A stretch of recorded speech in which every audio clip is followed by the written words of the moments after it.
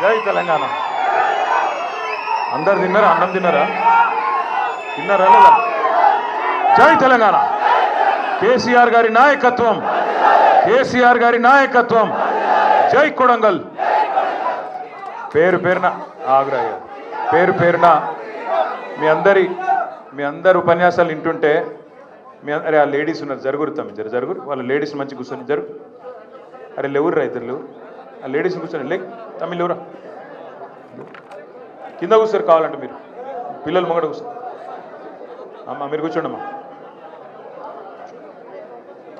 పేరు పేరున కొడంగల్ నుంచి విచ్చేసిన మా ఆడబిడ్డలకు, అన్నదమ్ములకు, వేదిక మీద ఉన్న గౌరవనీయులు, మీ అందరి అభిమాన నాయకుడు, కష్టంలో మీ అందరితో ఒక అన్నలాగా ఒక తమ్ముళ్లాగా తల్లో నాలిక లెక్క మెదులుతున్న గౌరవనీయులు పెద్దలు పట్నం నరేందర్ రెడ్డి గారు, గౌరవనీయులు మాజీ మంత్రివర్యులు శ్రీనివాస్ గౌడ్ గారు, మన రాజ్యసభ మాజీ సభ్యులు పార్టీ జనరల్ సెక్రటరీ అన్న రావుల చంద్రశేఖర్ రెడ్డి గారు, వేదికపైన ఆసీనులైన కొడంగల్ నియోజకవర్గంలోని వివిధ మండలాల పార్టీ అధ్యక్షులు, గౌరవనీయులైన తాజా మాజీ జెడ్పీటీసీలు, మాజీ ఎంపీపీలు, గౌరవ మాజీ సర్పంచులు, మాజీ కౌన్సిలర్లు, వాళ్ళ పార్టీలో చేరడానికి విచ్చేసిన బీజేపీ మరియు కాంగ్రెస్ నుంచి చేరడానికి విచ్చేసిన ఒక 300 మంది సోదరులు ఎవరైతే పార్టీలో చేరుతున్నారో వారందరికీ గట్టిగా మీ చప్పట్లతో స్వాగతం సుస్వాగతం చెప్తూ,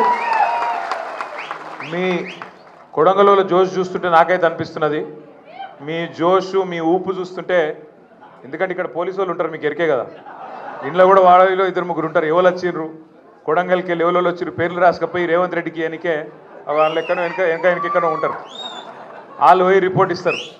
ఇచ్చినాక ఇక మీ లొల్లి మీ బొబ్బ చూసినాక రేవంత్ రెడ్డి నేను ఇవాళ చెప్తున్నా, యాద పెట్టుకోండి, 2025లో చెప్తున్నా, వచ్చే ఎలక్షన్లో రేవంత్ రెడ్డి కొడంగల్లో పోటీ చెయ్యడు రాసి పెట్టుకో. పక్కా పారిపోతాడు, మీ కాడ ఉండడు. ఎందుకంటే ఆయన ఎరికైపోయింది, తెలిసిపోయింది ఎంత కోపం ఉన్నది కొడంగల్లో, ఎంత ఉత్సాహం ఉన్నది, ఎంత జల్దీ నేను ఇంటికి పంపించాలన్న ఉత్సాహం ఉంది. ఆయనకు కూడా తెలుసు, మీకు కూడా తెలుసు. అందుకే రాష్ట్రానికి సీఎం రేవంత్ రెడ్డి కావచ్చు, కానీ కొడంగల్ సీఎం మాత్రం తిరుపతి రెడ్డి. అది మీకు కూడా తెలుసు, నాకు కూడా తెలుసు. అంతేనా? ఒక ఆగ్రా అయ్యను నీకు దండం పెడితే ఆగా సరే కొట్టుడు కుద్దురు అంతా ఎక్కడ కొట్టాలని అడగకూడదు మాకు. కానీ అయితే ఇప్పుడు రాష్ట్రం అంతటా రేవంత్ రెడ్డి సీఎం, ఒక కొడంగల్లో తిరుపతి రెడ్డి సీఎం. మీరు చూడండి, ఒక వార్డు మెంబర్ కూడా కాదు ఆయన, సర్పంచ్ కాదు, వార్డు మెంబర్ కాదు, కౌన్సిలర్ కాదు, జెడ్పీటీసీ కాదు, ఎంపీపీ కాదు, కానీ కలెక్టర్లు వంగి దండం పెడుతుర్రు, అట్లాగే ఎస్పీలు వంగి దండాలు, ముంగట 2 కార్లు వెనుక 2 కార్లు పోలీస్ కార్లు వేసుకొని రై అని తిరుక్కుంటా, జేబుల అన్నదమ్ములు ఇద్దరు ఒక్క పని మాత్రం ఉన్నది, జేబుల కత్తెర పెట్టుకొని తిరుగుతురు. ఏమిటి కత్తెర? జేబులు కొడుతుంది కాదు, అది పెద్దలో కొడుతురు, అది వేరే సంగతి. జేబుల కత్తెర పెట్టుకొని దేనికి తిరుగుతురు అంటే, కేసీఆర్ ప్రభుత్వంలో మనం కట్టించిన బిల్డింగులు, మనం కట్టించిన ఫ్లైఓవర్లు, మనం కట్టించిన బ్రిడ్జులు, మనం కట్టించిన ఎస్టీపీలు, వాటన్నిటికీ రిబ్బన్లు కట్ చేసుకుంటే మాత్రం తిరుగుతురు ఇద్దరు. నేను రేవంత్ రెడ్డి గారికి, తిరుపతి రెడ్డి గారికి చెప్తున్నా, జేబుల కత్తెర పెట్టుకొని తిరిగితే మంచిదే, కానీ కొద్దిగా కత్తెర అటు ఇటు అయితే డేంజర్ ఉంటుంది, జాగ్రత్త. ఎందుకంటే ఒక్క పని 22 నెలల ఒక్క మంచి పని చేసిరా, ఒక్కటంటే ఒక్కటి. ఎన్ని కథలు చెప్తిరి, ఎన్ని గ్యారంటీ కార్డులని అవని. అందుకే ఒక పని చేసిన, జర ఆగుర్రా బై, ఇక్కడ లొల్లేంది మీరు, జర చెవుల జోరిగా లెక్క ఇక్కడ లొల్లేందిరా అయ్యా ఆగు. ఇగో ఇవాళనే మీ చేతికి ఒక మంచి బ్రహ్మాస్త్రం ఇస్తా ఉన్నాం, మీకు నరేందర్ రెడ్డి గారు కొట్టి ఇంటింటికి వస్తాడు. కాంగ్రెస్ వాళ్ళు గ్యారంటీ కార్డులు కొట్టిరు, యాదికుందా మీకు? గ్యారంటీ అని ఉదరగొట్టి రేవంత్ రెడ్డి సంతకము, బట్టి విక్రమార్క సంతకము, రాహుల్ గాంధీ సంతకాలు పెట్టి ఇచ్చిరుస్తుడు. అందుకే ఇలా మనం కొట్టినాం, ఇక 22 ఏళ్ళు అయింది కదా. అందుకే కాంగ్రెస్ వాడు ఎవరికి ఎంత బాకీ ఉన్నాడని కాంగ్రెస్ బాకీ కార్డు కొట్టినాం మనం. ఇప్పుడు ఏం బాకీ చూడరు ఒకసారి, మీకు పంపిస్తా అందరికీ మంచిగా. ఈ బాకీ కార్డు ఇంటింటికి వంచాలి, వాడు గ్యారంటీ కార్డు వంచినట్టు మనం బాకీ కార్డు వంచుదాం. ఏమిటిది ఇది? సింపుల్ లెక్క. ఆడపిల్లలు ఉన్నారు, ఏం చెప్పారు మీకు? నెలకు 2500, కోడలకు 2500, అత్తకు 4000. మరి కోడలకు 22 నెలలకు ఎంత బాకీ ఉన్నాడు? 55,000 బాకీ ఉన్నాడు రేవంత్ రెడ్డి. అందుకే రాసినవా, ఇగో మహిళలకు నెలకు 2500, 22 నెలలకు ఎంత బాకీ? 55,000 బాకీ.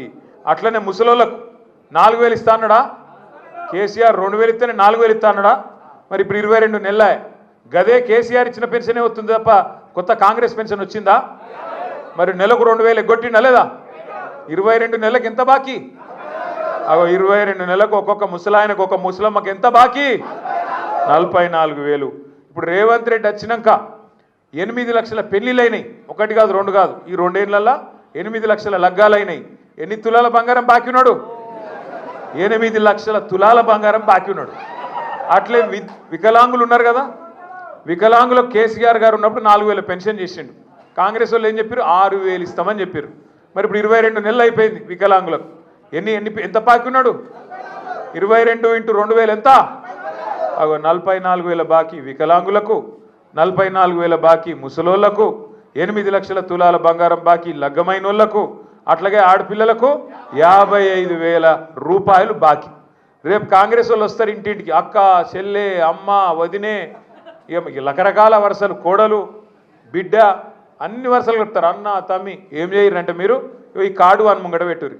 కొడుక ఈ బాకీ కట్టురా పోయి, ఇక తర్వాత మీకు తమ్ముచ్చట 100 రోజుల్లో చేస్తానో కదా, 700 రోజులు అయిపోయింది కదా, 100 రోజులు అంటివి, 700 రోజులు అయిపోయాయి. మరి బాకీ కట్టు, ఓటు అడుగు, గంతే. వేరే ఏం లేదు, కొట్టేది లేదు, గుద్దేది లేదు, చంపేది లేదు, ఏం లేదు. ముంగట కార్డు పెట్టు, ఈ బాకీ కార్డు మాట్లాడరా బిడ్డ అని చెప్పి కాంగ్రెస్ వాడు ఇంటికి ఓటు అడగతందుకు రాగానే మన చేతిలో కార్డు పెట్టాలి. ఇంటింటికి కార్డు పంచుదామా? పంచుడేనా? కొడంగల్ గట్టిగా గుద్దుడేనా? గంతే. ఇక అన్ని భాషలలో కొట్టించిన, ఇగో ఉర్దూలో కొట్టించిన, మీ శాంతిబాయికి ఇచ్చిన, ఉర్దూలో కూడా కొట్టించిన. ఎవరికైనా దబ్బన బాగా చదువుకున్నాడు మా సురేష్ లెక్కుంటే ఆ ఇంగ్లీష్ దియే, ఇంగ్లీష్లో కూడా కొట్టించిన. దబ్బన చదువుకున్న పిల్లగాళ్ళు ఉంటే వాళ్ళ కోసం ఇంగ్లీష్, తెలుగుగిన రాకపోతే అన్నట్టు ఇంగ్లీష్లో కూడా కొట్టించినాం. ఇవి మీరు కావాలంటే గోర్మాటి భాషలో కొట్టిమంటే గోర్మాటి భాషలో కూడా కొట్టిస్తాం. అర్థమైందా? కాబట్టి నేను మిమ్మల్ని కోరేది ఒకటే, మనం ఎవ్వని తిట్టొద్దు, ఎవ్వనితో పంచాయతీ వద్దు. ఆడు మళ్ళీ ఇంటికి పోలీసులు పంపుడు, కేసులు పెట్టుడు, వాని చుట్టూ తిరుగుడు, ఇవే వద్దు. కాంగ్రెస్ మోసానికి తిరుగులేని జవాబు మీ చేతుల్లోనే ఉన్నది. కాంగ్రెస్ మోసం మీద మనం వదులుతున్న బ్రహ్మాస్త్రమే ఈ బాకీ కార్డు. ఈ బాకీ కార్డు అని ముంగట పెట్టాలి. కాంగ్రెస్ కార్యకర్త ముంగట చెప్పు బిడ్డ, మరి ఎప్పుడు ఇస్తావు ఈ పైసలు, రాసిచ్చిపో, మీ రేవంత్ రెడ్డి సంతకం పెట్టి మళ్ళీ పంపి అప్పుడు మాట్లాడతా అని చెప్పాలి. ఇంకొక మాట మాట్లాడేది లేదు, ఇంకొక ఆలోచన చేసేది లేదు. నేను మీ అందరినీ కూడా కోరేది ఒకటే, మీకు అన్ని విషయాలు తెలుసు, ఎందుకంటే ఇప్పుడే మా సీరణ కరెక్ట్ చెప్పిండు. బయట వేరే నియోజకవర్గాల రేవంత్ రెడ్డి గురించి సగం సగం తెలిసేమో కానీ ఇక కొడంగలోళ్ళు మీకు నేనేం చెప్పాలి? అది అంటారు చూడు, పుట్టుమచ్చలతో సహా ఎరికే మీకు ఆయన గురించి. ఆయన ఏం మాట్లాడతాడు, ఎప్పుడేం డైలాగులు కొడతాడు, ఎంత మోసగాడు, అందరికంటే ఎక్కువ కొడంగలోళ్ళకే తెలుసు. ఎంత ఘోరం కాకపోతే నేను అడిగేది ఒకటే, మీరు గెలిపించారు, ఆయన ఊరు కాదు కనీసం, ఇక్కడ ఏడనోకి అక్కడెక్కడనో నల్లమల అంటాడు, ఆడ కూడా ఏం దొంగ పనులు చేసినా ఆడికి ఎలగొడితే ఇడికి వచ్చి పడ్డాక సరే మీరు దయదలిసి బతుకు తెరువు కోసం వచ్చింది కదా అని మీరు ఒక్కసారి కాదు ఇప్పటికి 2-3 సార్లు గెలిపించారు. గెలిపిస్తే శాసనసభలో జన్మనిచ్చిన కొడంగల్, రాజకీయంగా జన్మనిచ్చిన కొడంగల్ను పట్టుకొని అక్కడ భూములు తొండలు గుడ్లు పెట్టని భూములు అంటాడు. గంత అన్యాయంగా మాట్లాడచ్చునా? ఏ గడ్డనైతే జన్మనిచ్చిందో నీకు, ఆ గడ్డ గురించి, ఆ ప్రాంతంలో ఉండే భూముల గురించి, అక్కడ బంగారం పండించే రైతన్నలు ఉన్నారు, వాళ్ళని పట్టుకొని తొండలు గుడ్లు పెట్టని భూములు నేను తీసుకుంటుంటే మా అల్లుని కంపెనీ కోసం ఏం నొచ్చిందా మీకు అని మమ్మల్ని అంటాడు.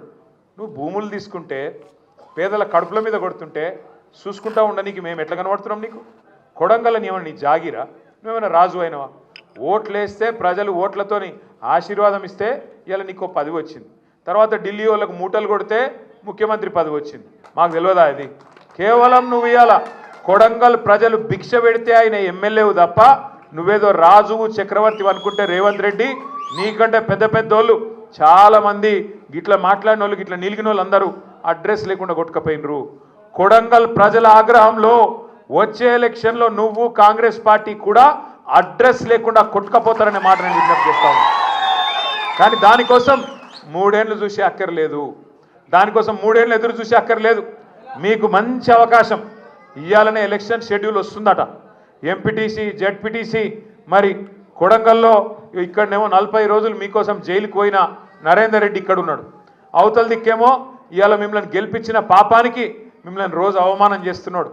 మీకు ఒక్కటంటే ఒక్క పని కూడా చేయకుండా ఆయన జేబులు నింపుకోనికే ఇవాళ ఆరాట పడుతున్న తిరుపతి రెడ్డి, రేవంత్ రెడ్డి ఇంకో దిక్కున్నారు.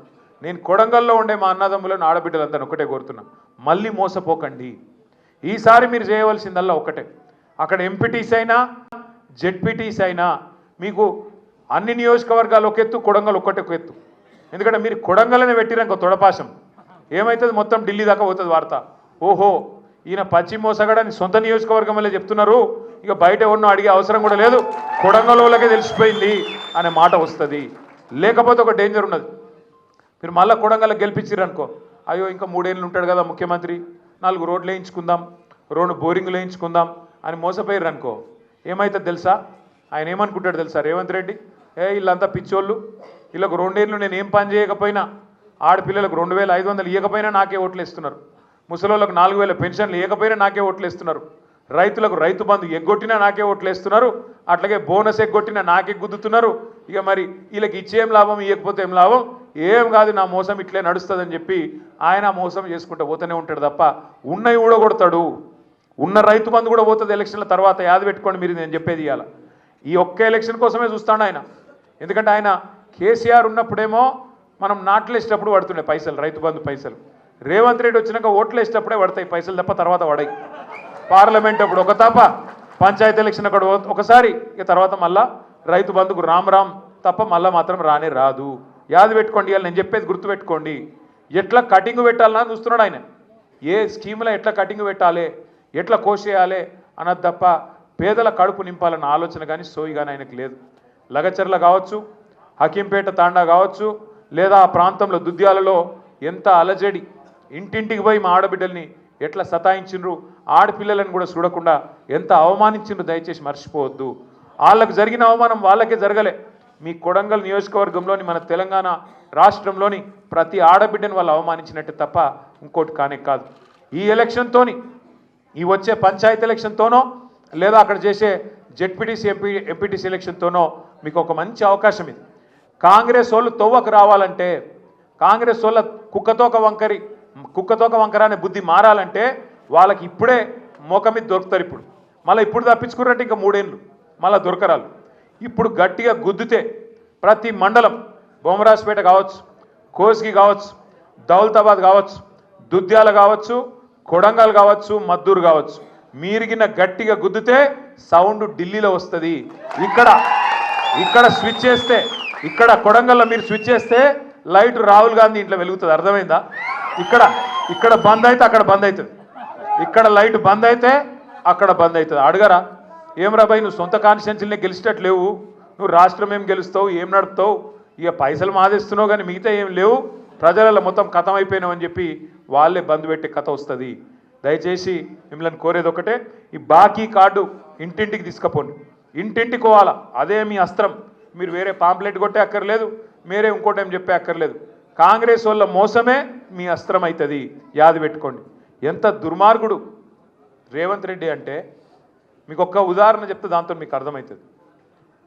ఆయనకి ఏమున్నదంటే ఎంతసేపు ఈ 5 ఏళ్లలో పైసలు ఎట్లా సంపాదించాలి, తిరుపతి రెడ్డి లేకపోతే ఆయన కుటుంబం అంతా పంచిచ్చిండు మంచిగా, కలెక్టరేట్లను కూడా పంచిచ్చిండు.